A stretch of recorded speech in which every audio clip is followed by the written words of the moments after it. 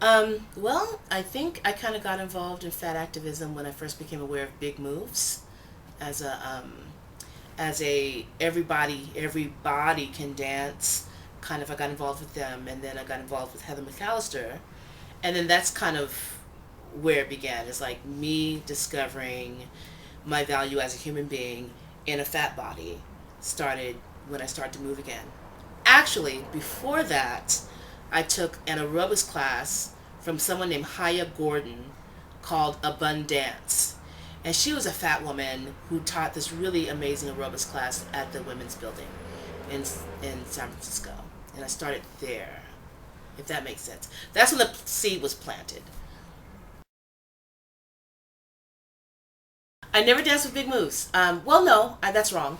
I danced with Big Burlesque and the original Fat Bottom Review, which was produced by Big Moves. So that's been my only connection with Big Moves. They brought her out here, and I danced with her. Yeah, working with Heather, um, the experience opened my eyes a lot.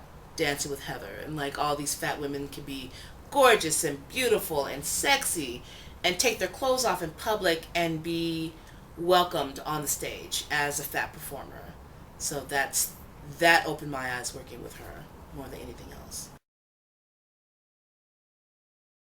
I will tell you honestly, if you didn't want to push her into traffic or choke her to sleep, you did not know her. She was a very strong personality. She was a diva with a heart of gold. She cared about her community. She cared about her dancers. She cared about what was right. She was an activist in every sense of the word. Like, she really fought hard. So, I mean, I learned a lot working with her. But it definitely came with its challenges. Don't let anybody tell you differently. Love her to death. Sad she's gone. So very sad. Like, I can feel it now. I well up every time I think of her. Um, but yeah. Whew. Woo. Yeah. She was a card.